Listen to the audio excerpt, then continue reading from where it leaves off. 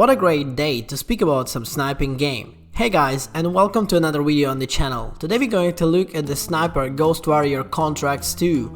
I'm very excited for this game. I've been looking to it release for a while, and since its release I haven't had my hands off it. Thanks for the provided copy to the game developers, and I have to say that I'm super happy that I finally touched it, played it, and I'm being able to tell you everything I've spotted. Well, and I've spotted a lot of enemies. So please check if you're subscribed to our channel, because I'm getting a lot of views, not many new subscribers, and I'm getting a bit tired of that. So I'll need your support. Everything you do for me means a lot to me, your comments, likes and everything. So guys, let's move on and let's begin the review. So since 2008, the Sniper Ghost Warrior series has been steadily maturing out of the new entries, none of which troubles upper echelons of shooting people from a long distance. The sniping list has been consistent competent. Sniper Ghost Warrior 2 Contracts has been named the Panish as the high school musical. The series is very much in the lines of the more in the franchise. It's set in the fictional Middle Eastern dictatorship whose newly minted autocrat has decided to invade the neighboring country. That leaves the world no choice but to send one man, and he's long gone. Oh, this sounds really exciting, right?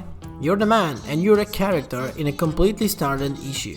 Gifted tease American military type, he grows humorless but mercilessly succinct dialogue.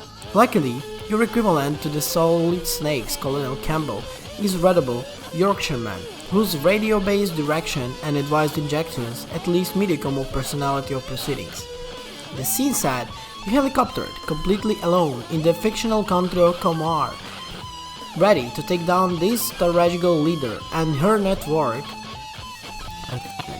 The campaign is split into two discretional contracts, each of which has tracking down and assassinating members of the network, as well as killing people. Neutralizing targets. Also, you're sabotaging equipments, blow up vehicles and down to the communication system. All are natural requirements. To be fair, in this series, I've spotted a lot of things that give you a chance to be more like an open guy. Let's say you don't need to play exactly like a sniper, but then you're gonna be in a big trouble if you wanna go like full in Rambo. The game can be go this way. The game can be finished as, let's say, even a stealth action kind of gameplay with a low percentage using of this long-range sniper rifle.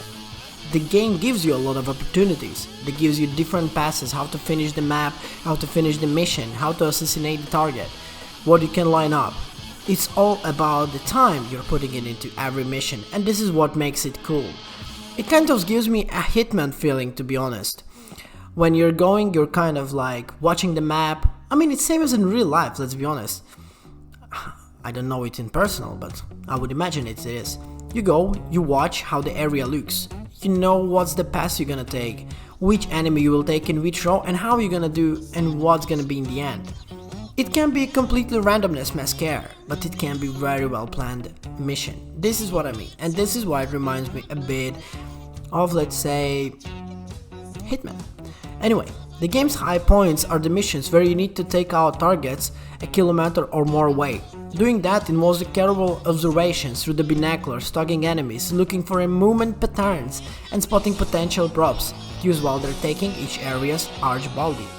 It's a slow methodical business that requires patience, as well as skill in lining up and taking each shot. The excellent presentation extends to the writing and voice acting.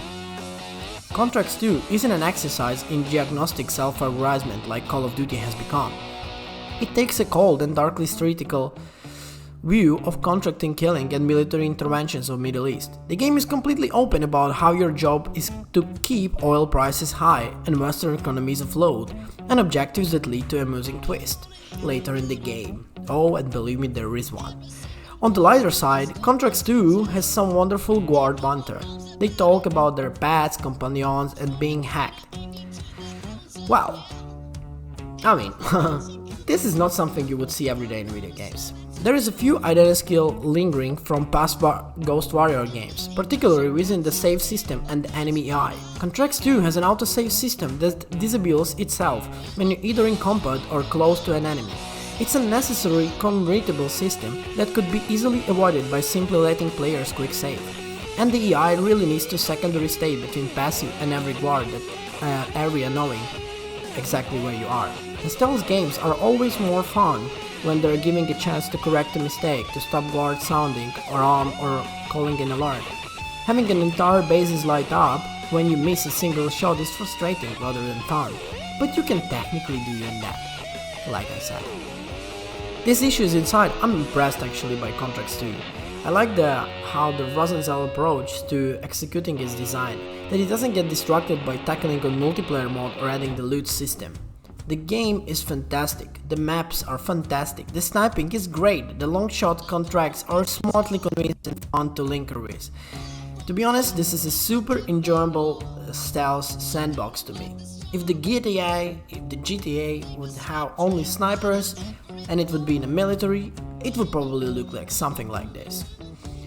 Guys, on the finishing note, if I would mark, we're not marking games so often on the channel, but if I would mark, I would give it a solid 9 out of 10.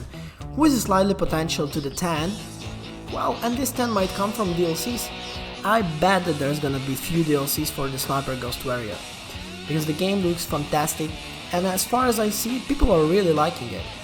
So guys, thank you so much again for watching this video, thank you for provided copy to the developers, and I'll see you in the next one. Peace!